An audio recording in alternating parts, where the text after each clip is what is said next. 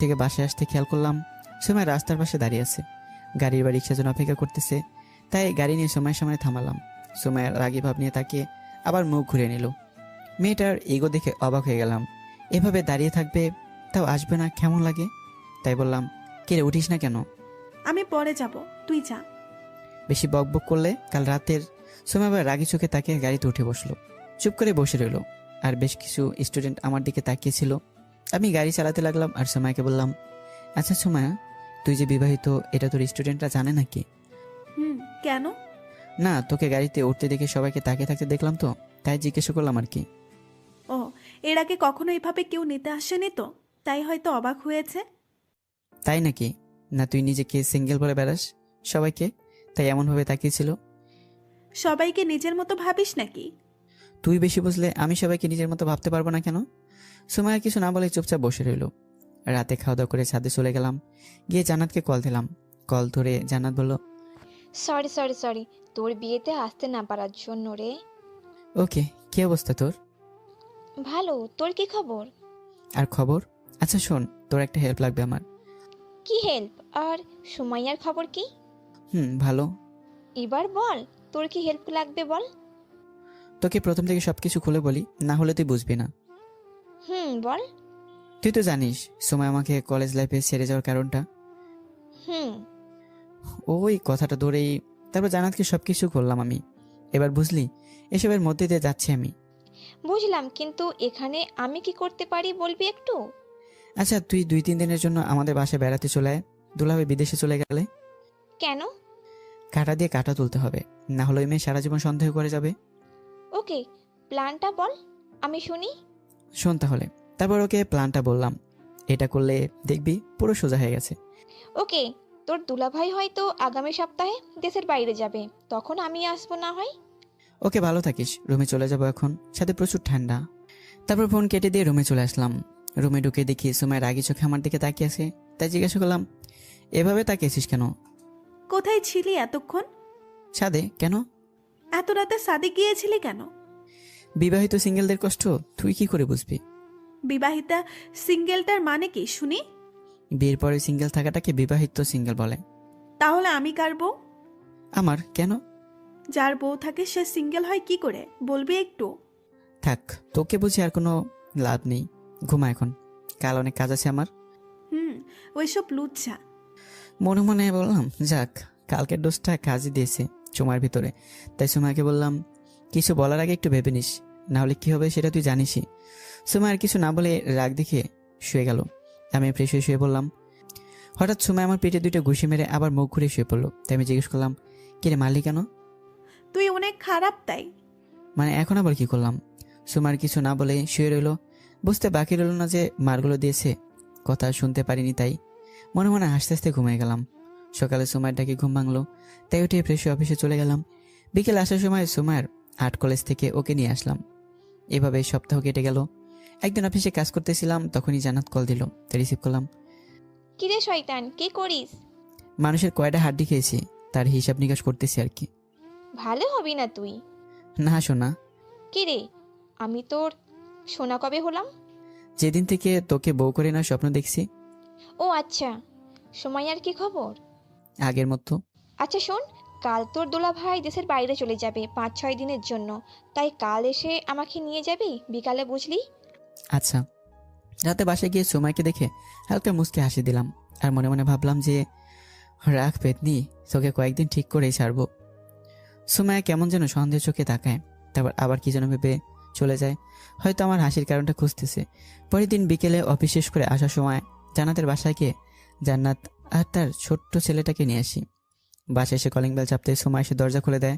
জান্নাত আর আমাকে একসাথে দেখে সময় হা হয়ে তাকিয়ে থাকে। তাই সময়কে বললাম, কিরে, জান্নাতকে চিনতে পেরেছিস? হুম। কেমন আছো সুমাইয়া? এই তো ভালো। তারপর জান্নাতকে নিয়ে ভিতরে চলে গেলাম। আম্মু আব্বুর সাথে কথা শেষ করে জান্নাতকে উপরে নিয়ে তার রুম দেখিয়ে আমি নিজের রুমে গেলাম। আমি ফ্রেশ হতে চলে গেলাম।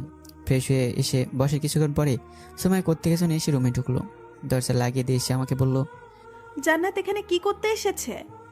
আমার সাথে প্রেম করতে এসেছে। কেন, তুই জানিস না যে একটা মেয়ে তার বন্ধুর বাড়িতে কি করতে আসে? দেখ, তোর মতলব আমার কাছে ভালো মনে হচ্ছে না। যদি কোনো উল্টাপাল্টা করিস তাহলে তোর খবর আছে বলে দিলাম। ওকে, আর শোন, বাসায় যেন আব্বু আম্মু না জানে যে তুই জান্নাতকে আগে থেকে চিনিস। সবসময় না চেনার ভান ধরে থাকবি। জীবনে অভিনয় করাটা শেষ হবে না আর কোনোদিন। হবে কিভাবে? নিজের দোষে অভিনয় করতে হয় তোর। মানে কি বললি তুই? কিছু না। আর বকবক না করে যা তো এখান থেকে। আমি এখন গিয়ে জান্নাতের সাথে গল্প করব। কথাটা শুনে সময় তেলে বেগুনে জ্বলে উঠলো। আমি সেদিকে খেয়াল না করে চলে গেলাম। রাতে খাওয়া দাওয়া শেষ করে জান্নাতকে নিয়ে ছাদে চলে গেলাম। তখন জান্নাত বলল, যদি পরে হিতে বিপরীত হয়, যেমন? যদি সুমাইয়া তোকে ছেড়ে চলে যায়? এটা অসম্ভব। তুই এতটা শিওর হয়ে বলিস কিভাবে? দেখ, যে মেয়েকে হাজারবার বলার পরেও বিয়ে করার কথা পরেও রাজি হয়নি, আর আমার কথা বলার সাথে সাথে রাজি হয়ে গেছে, তার মানে সময় এখন আমাকে পাগলের মতো ভালোবাসে। আর যেহেতু একবার হারিয়ে পেয়েছি, তাই এত সহজে ছেড়ে যাবে না মনে হয় না। তার মানে তুই তার ভালোবাসার ফায়দা তুলেছিস? না, শুধু সময় সন্দেহটা ভাঙাচ্ছি। বুঝলাম। আরেকটা কথা, সময়ের সাথে যে আমার সম্পর্ক ছিল এটা বাসায় জানে না। তুইও কিছু বলিস না। তুই শুধু আমাকে চিনিস আর সময়কে কষ্ট করে ভাবি বলে ডাকিস, প্লিজ। ওকে, সমস্যা নাই। জান্নাতের সাথে আরও কিছুক্ষণ গল্প করে নিচে চলে আসলাম। তারপর জান্নাতকে তার রুম দেখিয়ে আমার রুমে চলে আসলাম। রুমে ঢুকে অবাক হয়ে গেলাম। লাইট অফ করা রুমের। লাইট অন করতে দেখি সুমাইয়া শুয়ে আছে একপাশে। তাই সময়কে বললাম, কিরে ঘুমিয়ে গেছিস? ওপাশ থেকে কোনো উত্তর আসলো না। তাই আমি ফ্রেশ হয়ে এসে শুয়ে পড়লাম।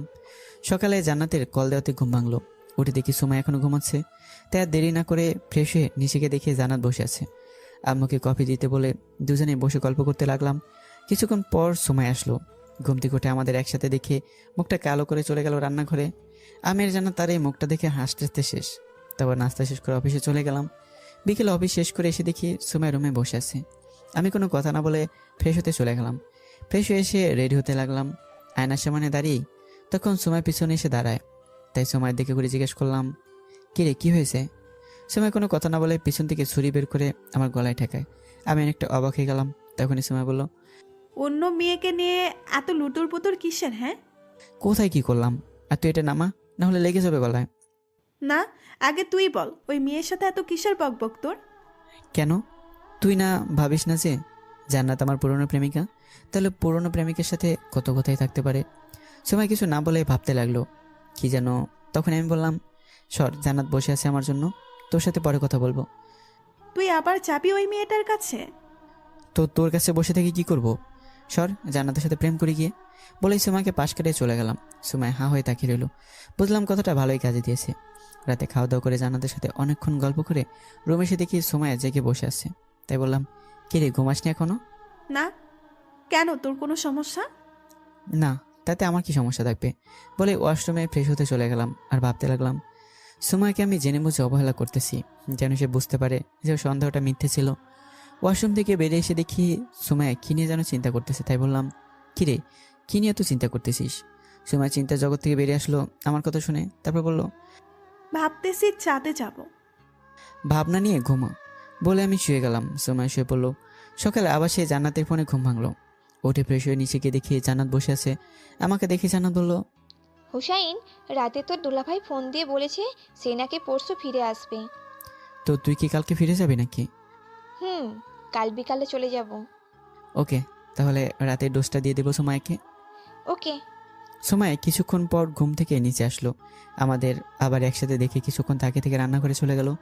কিছুক্ষণ পর সময় একটা কফির মগে নিয়ে জান্নাতকে দিয়ে আমাকে বলল, হুসাইন, একটু উপরে আয়, আমাকে একটু হেল্প করে দিয়ে যা প্লিজ। কি হেল্প? তারপর সময়কে নিয়ে রুমে আসলাম। রুমে ঢুকতেই সময়ের দরজা লাগিয়ে আমার কাছে চলে আসলো। তাই আমি জিজ্ঞাসা করলাম, দরজা লাগালি কেন? দরজা লাগানোতে পাফ হয়ে গেছে নাকি আমার? না। আচ্ছা বল, তোর কি হেল্প লাগবে যে নিচে থেকে ডেকে উপরে নিয়ে আসলি? মনটা ভালো না, তাই তোর সাথে গল্প করব বলে নিয়ে এসেছি। তুই কি পাগল যে সবার সামান থেকে ডেকে নিয়ে আসছিস? কেন, ডেকে আনাটা কি দোষ হয়েছে? আচ্ছা বাদ দে, এদিকে আয়। না, যা বলার দূর থেকেই বল। আচ্ছা বল, কিসের জন্য তোর মন খারাপ? বললে কি তুই সেটা ঠিক করে দিতে পারবি? যদি পারি তাহলে তো ঠিক করেই দেবো। কলিজাতে ঘা হচ্ছে, পারবি ঠিক করে দিতে? এটা তো ডাক্তারের কাজ। এভাবে মন খারাপ করে বসে না থেকে ডাক্তারের কাছে যা, তাহলেই তো হয়। এখানেই তো সমস্যা। কিসের সমস্যা? এই যে এই রোগের ডাক্তারই বলে ডাক্তারের কাছে যেতে। বুঝলাম। সময়ের কলিজায় এতদিনে হারানো ভয়টা ঢুকেছে। তবে সন্দেহের বোধটা না তাড়ালেই নয়। মনে মনে ভাবা দেখি সময় বলল, কি রে, কি এত ভাবছিস? তোর কথা কোনো আগামাতাই বুঝলাম না। আচ্ছা বাদ দে, নিচে আয়, নাস্তা করে অফিসে যাব। সুমাইয়া মাথা নেড়ে হ্যাঁ বললো। আমি আর কিছু না বলে নিচে চলে আসলাম। বসে বসে ভাবতে লাগলাম যে সন্ধ্যায় কিভাবে আগুনটা লাগানো যায়। তারপর কিছুদিন ম্যাডাম পড়লেই সব ঠিক হয়ে যাবে আপনা আপনি। নাস্তা করে চলে গেলাম অফিসে। বিকেলে আসার সময় সুমাইয়াকে কলেজ থেকে নিয়ে আসলাম। এসে ফ্রেশ হয়ে কিছুক্ষণ মোবাইল টিপলাম। রাত 8টায় জান্নাতকে ফোন দিয়ে বললাম ছাদে যেতে। জান্নাত ছাদে চলে গেলে আমি রান্নাঘরে গিয়ে দেখি আম্মার সময় রান্না করতে ব্যস্ত। তাই সুমাইয়াকে বললাম, সুমাইয়া, আমার জান্নাতের জন্য 2 কাপ কফি বানিয়ে নিয়ে যেতে পারবে প্লিজ? হুম, কোথায় দিয়ে আসতে হবে? ছাদে আছি আমরা। ওকে, আমি নিয়ে আসছি। আমি চলে গেলাম ছাদে। গিয়ে দেখি জান্নাত দাঁড়িয়ে আছে। আমাকে দেখে বলল, কি রে, বলে এসেছিস? আমি নজর রাখছি সে আসে কিনা। আসলেই শুরু হবে, তুই কি ওখানে বসে থাক। কিছুক্ষণ পর সুমাইকে উপর আসতে দেখে আমি গিয়ে জান্নাতের পাশে গিয়ে দাঁড়ালাম। তারপর জান্নাতকে বলতে লাগলাম, তুই বিয়েটা করতে গেলি কেন? পেতনি বিয়ের আগেই তো আমরা কত ভালো ছিলাম। বিয়ে তো একদিন করতেই হতো, তাই আগেই করে ফেললাম। তোকে আজকে একটা কথা বলতে চাই। এটা অবশ্য অনেক আগে বলতাম, কিন্তু বলতে পারিনি, তাই অবেলায় বলতে হচ্ছে। কি কথা বল। জানিস, আমি তোকে পছন্দ করতাম, একরকম ভালোই বাসতাম কলেজ লাইফে। কেন এখন বাসিস না? প্রথম ভালোবাসা কে বলতে পারে বল? ওলে পিচ্ছি, বাদ দে। এখন সুমাইয়ার যে কোনো সময় আসতে পারে, তাই বাদ দে এইসব কথাটা। তাই ভালো। সুমাইয়াকে কি তুই ভালোবাসিস? হুম। তাহলে আমাকেও যে ভালোবাসিস বললি, এটার মানে কি? বাদ দে, এটার হিসেব তুই বুঝবি না। তার চেয়ে ভালো তুই চাঁদ দেখ। দেখো, চাঁদটা কি সুন্দর করে উঠেছে। হ্যাঁ। তারপর দুজনে চুপচাপ দাঁড়িয়ে রইলাম। কিছুক্ষণ পর সময় গলা কাশি দিল। দুজনে একদম নর্মালভাবে কফির মগটা নিয়ে আমি সোমাকে বললাম থ্যাঙ্কস। সময় কিছু না বলে চলে গেল। তবে চাঁদের হালকা আলোয় বুঝতে পারলাম সময়ের চোখে পানি জমে আছে। অনেক কষ্ট পেয়েছি এই 4টা বছরে। আমি তো শোধ নিয়েই ছাড়বো। এবার দেখাবো কেমন লাগে। এসব ভাবছিলাম তখন জান্নাত বলে উঠলো, হুসাইন, কোথাও বেশি করে ফেললাম না তো? না, সব ঠিক আছে। ওকে আয়, নিচে যাই কফি শেষ করে। কফি শেষ করে নিচে চলে আসলাম। কিচেনে মগ রেখে জান্নাতের সাথে বসে গল্প করতে লাগলাম। রাতে খাওয়া দাওয়া করে রুমে গিয়ে শুয়ে মোবাইল টিপতে লাগলাম। তখন সময় রুমে এসে লাইট অফ করে আমার পাশে এসে শুয়ে পড়লো। কথাগুলো রিয়েকশনটা কেমন হবে চেক করার জন্য কিছু না বলে সময়কে পেছন থেকে জড়িয়ে ধরলাম। সময়ের কোনো রেসপন্স নেই, শুধু চুপ করেই শুয়ে রইল। বুঝলাম এবার ম্যাডাম পাহাড়ের নিচে আসছে। কিছুদিন যাক, তারপর সবকিছু বুঝিয়ে বলবো। সকালে আবার জান্নাতের ফোনে ঘুম ভাঙলো। উঠে দিকে সময় ঘুমাচ্ছে, উল্টো দিকে মুখ করে। তাই দেরি না করে ফ্রেশ হয়ে নিচে চলে গেলাম। কিছুক্ষণ পর সময় নিচে গেল, কিন্তু সব থেকে অবাক হলাম যে সময় আমাদেরকে একবারও না থেকে সোজা কিচেনে চলে গেল। আমি হা করে সময় দিকে তাকিয়ে রইলাম। তখনই জান্নাত বলে উঠলো, মামা, এটার ফল তোমাকেও কম পুরাবে না। আরে ধুর। নাস্তা করে অফিসে চলে গেলাম। বিকেলে জান্নাতকে নিয়ে ওদের বাসায় দিয়ে আসলাম। বাসায় এসে ফ্রেশ হতে চলে গেলাম। ফ্রেশ হয়ে এসে দেখি সময় কফি রেখে গেছে আমার জন্য, তাই কফিটা খেয়ে বসে বসে মোবাইল টিপতে লাগলাম। রাতে খাওয়া দাওয়া করে রুমে এসে শুয়ে পড়লাম। কিছুক্ষণ পর সময় এসে গতকালের মতো লাইট নিভে দিল। তারপরে এসে আমার পাশে শুয়ে পড়লো। সকাল উঠে দেখি সময় পাশে নেই। তাকে দেখি 8টা বাজে। সময় ডাক দেয়নি আজকে আমাকে। কিছুটা অবাকই হলাম। উঠে ফ্রেশ হয়ে গিয়ে নাস্তা করে অফিসে চলে গেলাম। সময়কে নাস্তা করার সময় একবারও দেখলাম না। অফিস থেকে ফেরার সময় ভাবলাম সময়ের কলেজ থেকে সময়কে নিয়ে যাব, কিন্তু গিয়ে দেখি সময় নেই, হয়তো চলে গেছে। তাই চলে আসলাম বাসায়। ফ্রেশ হয়ে বাইরে আসতে দেখি কফি রাখা আমার জন্য। বুঝলাম আমি ওয়াশরুমে চলে গেলে এই টাইমটাতেই কফি রেখে যায়। রাতে খাবার টেবিলে গিয়ে দেখি সময় নেই। তাই আমাকে জিজ্ঞেস করলাম, আমার সময় কোথায়? সুমাইয়া তো রান্নাঘরে কি যেন বানাবে বলল। ও ওকে। খাওয়া দাওয়া করে রুমে এসে শুয়ে পড়লাম। কিছুক্ষণ পর সময় আগের মধ্যে লাইট অফ করে আমার পাশে শুয়ে পড়লো। সুমাইকে আজকে সারাদিন একবারও দেখলাম না, তাই ভাবলাম সময় ঘুমিয়ে গেলে একবার দেখে নেব। যেই ভাবা সেই কাজ। রাত 2টার দিকে মোবাইলে ফ্ল্যাশ লাইট অন করে দেখলাম সময় ঘুমিয়ে আছে। তাই সময়কে আমার দিকে ঘুরালাম। সময়ের মুখের দিকে তাকিয়ে আমি অবাক হয়ে গেলাম, কারণ মুখটা আজকে অনেক শুকিয়ে গেছে। আর কাঁদতে কাঁদতে হয়তো ঘুমিয়ে গেছে, চোখের কোণে পানি লেগে আছে এখনো। আচ্ছা, সময় ঠিকভাবে খাওয়া দাওয়া করে তো নাকি? 2 দিন ধরে একবার ভালোভাবে খেতে দেখলাম না, নাকি আমার উপর রাগ করে খাওয়া দাওয়া বন্ধ করে দিয়েছে? যাক, এখন আর জাগে লাভ নেই, কালকে দেখবো কি করা যায়।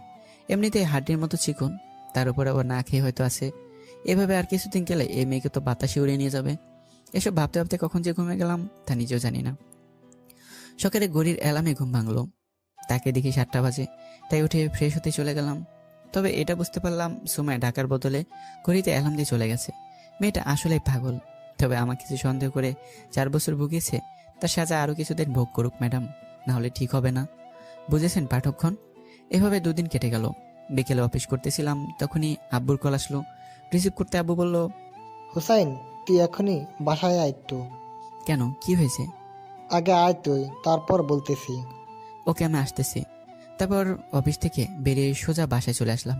আর ভাবতে লাগলাম যে হঠাৎ করে আব্বুর এত জরুরি তলব কেন? সুমাইয়া আব্বু কিছু বলেছে নাকি, নাকি অন্য কোনো কারণ? এসব ভাবতে ভাবতে বাসায় চলে আসলাম। ভেতর আসতে দেখি আব্বু আম্মু বসে আছে, কিন্তু সুমাকে কোথাও দেখলাম না। কিন্তু আব্বু রেগে গেছে প্রচুর পরিমাণে মনে হলো। তাই আব্বুকে জিজ্ঞেস করলাম, কি হয়েছে আব্বু, এত জরুরি আসতে বললে? আব্বু কিছু না বলে আমার কাছে আসলো। তারপর কোনো কথা না বলে ঠাস করে গালে একটা চড় বসিয়ে দিল। আমি অবাকের শেষ সীমায় পৌঁছে গেলাম, কারণ বৃদ্ধি হওয়ার পর থেকে আব্বু এই প্রথম আমার গায়ে হাত তুলেছে। আমি গালে হাত দিয়ে দাঁড়িয়ে আছি আর ভাবছি আব্বু কেন মারলো। তখন আব্বু বলে উঠলো, তুই কি করলি এটা? জানিস আর একটু হলে মেয়েটার কত বড় ক্ষতি হয়ে যেত। আব্বু তুমি কিসের কথা বলছো? আবার কথা বলিস? তুই কি এখনো বাচ্চা আছিস নাকি, যে যা ভালো লাগবে তাই করবি? আমি কি করেছি সেটা বলবে তো নাকি? আব্বু কিছু না বলে শুধু রাগী ভাব নিয়ে তাকিয়েছে। তখন আম্মু বলল, আবার জিজ্ঞেস করিস কি করেছিস? আচ্ছা, তুই সুমাইয়াকে কি বলেছিস বলতো? সোমাকে কি বলবো আবার? আমি তো সোমাকে কিছুই বলিনি। ও, তুই কিছু বলস নাই? তাহলে মেয়েটা এমনি এমনি খাওয়া দাওয়া বন্ধ করে দিয়েছিল আর আজকে দুপুরে মাথা ঘুরে পড়ে যায়। মানে? আজকে দুপুরে মাথা ঘুরে পড়ে যাওয়ার তারপর আমরা তাকে হাসপাতালে নিয়ে যাই। তখন ডক্টর বলে না খেয়ে থাকার জন্য নাকি মাথা ঘুরে পড়ে গিয়েছে। এখন বল, তুই কি এমন বলেছিস মেয়েটাকে যে খাওয়া দাওয়া বন্ধ করে দিয়েছিল? আম্মু সোমা এখন কোথায়? মেহেরপুর সদর হাসপাতালে। আচ্ছা তোমরা থাকো, আমি সোমাকে একবারে নিয়ে আসবো। সাবধান, এবার যদি কিছু বলেছিস মেয়েটাকে তাহলে তোর খবর আছে, বলে দিলাম। আচ্ছা ঠিক আছে, আমি গেলাম, তোমরা থাকো। বলে বাসা থেকে বেরিয়ে গেলাম। হাসপাতালে গিয়ে রিসেপশনে সোমায়ের খবর নিয়ে সোমার রুমে গেলাম। গিয়ে দেখি হাতে স্যালাইন লাগিয়ে রেখেছে আর সোমায় ঘুমিয়ে আছে। আমি সোমায়ের পাশে বসে ওর মুখটা দেখতে লাগলাম। অনেক শুকিয়ে গেছে সোমায় এই কয়েকদিনে, না খেয়ে চেহারা একদম নষ্ট করে ফেলেছে। তাই কেমন যেন মায়া লাগলো সোমায়ের উপর। আমি বসে রইলাম সোমায়ের পাশে। কিছুক্ষণ পর একজন ডাক্তার আসলো সোমাইকে দেখতে। তাই জিজ্ঞাসা করলাম, সোমাইকে কবে নিয়ে যেতে পারবো? চাইলে এখনই নিয়ে যেতে পারেন, কিন্তু ওর খাবারের উপর নজরদারি রাখতে হবে কড়াভাবে। একবেলার খাবারও যেন মিস না করে, আর ফলমূলের জুস খাওয়াতে হবে বেশি বেশি করে। আচ্ছা ঠিক আছে, সোমার ঘুম ভাঙলেই সোমাকে নিয়ে যাবো। Okay bye, be careful. And thanks. Welcome. বলে ডাক্তার চলে গেল আর আমি আবার সোমার পাশেই বসে রইলাম। রাত 8টায় সোমার ঘুম ভাঙলো। সোমায় নড়ে ওঠায় আমি ওর কাছে গেলাম। সোমা আমাকে দেখে মুখ অন্য পাশে ঘুরে নিল। এবার রাগ উঠে গেল, তাই সোমাকে বললাম, ওইদিকে মুখ ফিরিয়ে তাকা বলছি। কিন্তু না, ম্যাডামের ইগো বেশি, তাই দিকে ফিরে আছে। তাই জোর করে সোমাকে আমার দিকে ফেরালাম আর ধমক দিয়ে বললাম, চুপ করে তাকিয়ে থাক, নাহলে মেরে এখানেই গালগুলো লাল করে দেবো। সোমা কিছু না বলে চুপ করে তাকিয়ে রইল। কি বলবো, রাগে শেষ হচ্ছে না। নিজেকে ভুলবো যে চলে গেছে 4 বছর আগে, আবার এখনই নিজে নাক ফুলে বসে আছে। তাই বললাম, চলো বাসায় যাব। আমি যাব না ওই বাসায়। কেন? ওই বাসাতে দম বন্ধ হয়ে আসে। আপনি গিয়ে আম্মু আব্বুকে পাঠিয়ে দিন, আমি নতুন বাসা ভাড়া নিয়ে তাদের সাথে ওইখানে থাকবো। রাগে এবার মাথাটা ছিঁড়ে যেতে লাগলো। তাই কিছু না বলে রুম থেকে বেরিয়ে নিচে রিসেপশনে চলে আসলাম। এসে সোমাইকে রিলিজ করে সব ফর্মালিটি পূরণ করে আমি আবার পড়ে গেলাম। গিয়ে সোমাইকে বললাম, চলো বাসায় যাব। বললাম তো যাব না। আপনি গিয়ে আব্বু আম্মুকে পাঠিয়ে দিন। বুঝেছি, সোজা কথায় কাজ হবে না বলেই সোমাইকে সোজা কোলে তুলে নিলাম। সোমাই অবাক হয়ে আমার দিকে তাকালো। আমি সোমাইকে নিয়ে গাড়িতে উঠালাম। তারপর গাড়ি নিয়ে চলে গেলাম সোজা একটা নদী নির্জন পাড়ে। সোমাইকে কোলে করে নিয়ে একটা বেঞ্চে বসালাম। তারপর সোমাইয়ের সামনে দাঁড়িয়ে বললাম, তোমার কি আমাকে মানুষ বলে মনে হয় না? সোমাই কিছু না বলেই চুপ করে রইল। তাই আবার বললাম, কথার উত্তর না দিলে মেরে নদীতে ফেলে দিয়ে যাব, এই বলে দিলাম। বল, আমাকে কি তোর মানুষ মনে হয় না? কেন? তাহলে তুই নিজের ইচ্ছা মতো আমাকে নিয়ে খেলবি আর আমি কিছু করলেই ভাব নিবি, এটা কোন ধরনের কথা? আমি কি তোকে না করেছি নাকি জান্নাত নিয়ে? তুই যা ইচ্ছা কর, আমি তোকে কিচ্ছু বলবো না। থাপ্পড় দিয়ে তোর দাঁত ফালাই দেবো বেশি বুঝলে। আমি তোর বলছি আমি জান্নাতকে পছন্দ করি বা ভালোবাসি। না, তবে ওই দিন সাথে আমি সব শুনেছি তোদের কথা। সব শুনেছি তোদের কথা। আমি আর জানাতে ইচ্ছে করে তোকে সব কথা শুনিয়েছি। কারো মনে আঘাত করলে কেমন লাগে দেখ, এবার বুঝলি তো? মানে? রাখ, তোকে বোঝাচ্ছি। বলে ফোনটা বের করে জান্নাতকে কল দিলাম আর লাউড স্পিকার দিয়ে বললাম। জান্নাত ফোন রিসিভ করে বলল, হুসাইন, সুমাইয়ার কি অবস্থা এখন? ভালো। আসলে ওই দিন সুমাইয়াকে সাইস্তা করতে গিয়ে তুই বেশি বলে ফেলেছিস, তাই দেখলি আজকে কি অবস্থাটা হয়ে গেল। হুম। আচ্ছা, এখন সুমাইয়াকে সব সত্যি বলে দে, না হলে বেচারি না খেয়ে মারা যেতে পারে, এমনও আছে। ওকে, রাখি, আল্লাহ হাফেজ। আল্লাহ হাফেজ। ফোন রেখে দিয়ে সময়ের দিকে তাকিয়ে দেখি সময় রাগি চোখ নিয়ে আমার দিকে তাকিয়েছে। সময় তখন বলল, তার মানে তোরা দুজন মিলে ওই দিন আমার সাথে নাটক করেছিলি? তা নয়তো কি? তোর কি মনে হয় জান্নাতকে যদি আমি ভালোই বাসতাম তাহলে জান্নাতকে অন্য কোথাও বিয়ে হতে দিতাম? তাহলে আমাকে এতদিন কষ্ট দিলি কেন? এমনি মন চেয়েছে তাই। কি মন চেয়েছে তাই এতটা কষ্ট দিবি আমাকে? সময় বলে রাগে চোখ লাল নীল হলুদ রং ধারণ করলো। তারপর আমার কাছে সে ঠাস করে একটা চর বসিয়ে দিল গালে। তখন আমি দেরি না করে সময়ের গালে ঠাস করে একটা চর বসিয়ে দিলাম। সময় গালে হাত দিয়ে বলল, আমাকে মারলি কেন তুই? আগে বল, তুই মারলি কেন আমাকে? তুই আমাকে এতদিন কষ্ট দিয়েছিস তাই। তোকে 5 দিন কষ্ট দেয় একটা চর দিয়েছিস, তাহলে হিসাব কর আমাকে যে তুই ভুল বুঝে 4টা বছর কষ্ট দিয়েছিস, তাহলে তুই কয়টা চর পাও না? হিসাব করে দেবো নাকি সবগুলো? সময় কান্না মুখে দাঁড়িয়ে রইল আমার সামনে। কখন যে কান্নার বৃষ্টি বয়ে যায় আল্লাহ ভালো জানে। তাই বললাম, চুপ, একদম কাঁদবি না। আচ্ছা সরি, যা, আজ জীবনেও তোকে সন্দেহ করব না, এবারের মতো মাফ করে দে আমাকে। কানে ধর আগে। আচ্ছা এই নে ধরলাম, এবার তো মাফ করে দে। জীবনে যদি আর কোনোদিন সন্দেহ করিস তাহলে এরপর আর কিছু না বলে হাতে ডিভোর্স পেপার দিয়ে তোকে তোর বাসায় পাঠিয়ে দেবো। সরি, সে দিনটা আর আসবে না। এখন বল মাফ করেছিস কিনা? এবার এদিকে। ব্যাস, সময় গিয়ে আমাকে জড়িয়ে ধরলো। এভাবে কিছুক্ষণ থাকার পর আমি বললাম, তোর মনে কি এখন আমাকে নিয়ে কোনো সন্দেহ আছে? না কেন? তাহলে এত আস্তে জড়িয়ে ধরছিস কেন? শরীরে কি আর জোর নেই? এখনো সুস্থ হয়নি, সুস্থ হওয়ার পর শক্ত করে জড়িয়ে ধরবো। তাহলে থাপ্পড় মারার সময় এত শক্তি আসলো কোত্থেকে তোর? থাপ্পড় তো আসতেই মেরেছিলাম, শক্তি নেই বলে। মিথ্যা কথা। ইস, কি জোরে মেরেছিস, এখনো ব্যথা করতেছে। চুপ, মিথ্যা কথা না বলে আয়, বাসায় যাই, আম্মু আব্বু বসে আছে। চল। তারপর সোমাকে নিয়ে চলে আসলাম। আসার পথে সারাটা রাস্তা সোমা আমার হাতটা জোরে ধরে কাঁধে মাথা রেখে শুয়েছিল।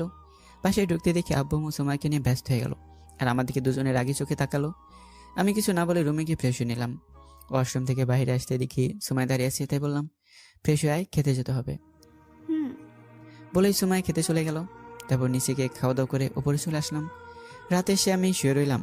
কিছুক্ষণ পর সোমায় এসে দরজা লাগিয়ে আমার পাশে শুয়ে গেল। আমি সোমাইকে জ্বালানোর জন্য কোলবালিশ জড়িয়ে ধরে শুয়ে পড়লাম। সোমাই কেমন রাগি ভাব নিয়ে আমার দিকে তাকিয়ে রইল। তারপর হঠাৎ সোমাইয়ের কোলবালিশটা টেনে নিয়ে গেল। আমি তাকাতে দেখি সোমাইয়ের কোলবালিশটা জানালা দিয়ে ফেলে দিল। তারপর বিছানায় এসে লাল নীল হলুদ রাগি চোখ নিয়ে তাকিয়েছে আমার দিকে। তাই জিজ্ঞেস করলাম, কিরে কোলবালিশ নিলে কেন আর এভাবে তাকিয়েছিস কেন? বউ থাকতে কোলবালিশ জড়িয়ে ধরেছিস কেন? তুই এসে চুপচাপ শুয়ে গেলি, তাহলে আমি কি করব? তাই কোলবালিশটা জড়িয়ে ধরে শুয়েছিলাম। সোমাই কিছু না বলে চুপচাপ আমার বুকে মাথা দিয়ে শুয়ে পড়লো। আমি কিছু না বলে ওকে জড়িয়ে ধরলাম। সোমার রাগটা এখনো কমেনি, বুঝতে পারতেছি। কি জানি কি করে, আল্লাহ জানে। হঠাৎ সোমায়া আমার বুকে কামড়ে ধরলো। তাই সোমাকে বললাম, ওই কি করছিস স্যার, ব্যথা পাচ্ছি তো। ওই স্যার, ব্যথা পাচ্ছি তো, প্লিজ স্যার, আর হবে না। মনে হয় কথাটা কাজে দিয়েছে, তাই সোমায়া কামড় ছেড়ে দিয়েছে। কামড় ছেড়ে দিয়ে হলো, মনে থাকে যেন। তুই কি ভালো হবি না কোনো দিন? এভাবে কেউ কামড় দেয়? উফ, ব্যথায় ছিঁড়ে যাচ্ছে জায়গাটা। সময় কোনো উত্তর না দিয়ে চুপচাপ জড়িয়ে ধরে শুয়ে রইল। তাই আমি আর কোনো কিছু না বলে ঘুমিয়ে গেলাম। এভাবে কেটে গেল সপ্তাহখানিক। সময় পুরো সুস্থ। আর আজকে সময়ের বার্থডে, তাই বাড়িতে হালকা সাজালাম। বন্ধু বান্ধব সবাইকে দাওয়াত দিলাম। রুমে এসে দেখি রেডি হয়ে বসে আছে। সময়কে নিয়ে নিচে গেলাম। তারপর সব কিছু হলো। অনুষ্ঠান শেষ করে সব কিছু গুছাতে প্রায় 3টা বেজে গেছে। তাই ফ্রেশ হয়ে ঘুমানোর জন্য রেডি হতে লাগলাম। কালকে শুক্রবার, তাই কোনো চাপ নেই, সময় নিয়ে সব কিছু করলাম। সময় আজ অনেক খুশি। সময় ফ্রেশ হয়ে এসে আমাকে জড়িয়ে ধরলো, আমার দিকে তাকিয়ে বলল, আজকে না আমি অনেক খুশি। বুঝলাম। আর কিছু বলবি নাকি ঘুমোতে যাব? আরে শোন না, তোর সাথে একটা কথা আছে। কি কথা? তুই তো আজকে আমাকে এত সুন্দর একটা জিনিস গিফট দিলি, তো তো আমি তোকে একটা রিটার্ন গিফট দিব। কি গিফট? যেটা বাসর রাতে পাওনা ছিলি সেটা। মানে? হুম। বলেই সময় আমাকে দেয়ালের সাথে ধাক্কা দিয়ে আমাকে লাগিয়ে ফেললো। তারপর আমার ঠোঁটগুলো সময় নিজের আওতাভুক্ত করে ফেললো। সকালে ঘুম ভেঙে দেখি সময় এখনো ঘুমাচ্ছে। তাই আমি কিছুক্ষণ সময়ের দিকে তাকিয়ে রইলাম। তার মুখে পড়ে থাকা এলোমেলো চুলগুলো কানে গুঁজে দিলাম। সময় হালকা নড়ে চড়ে আমাকে আরো শক্ত করে জড়িয়ে ধরলো।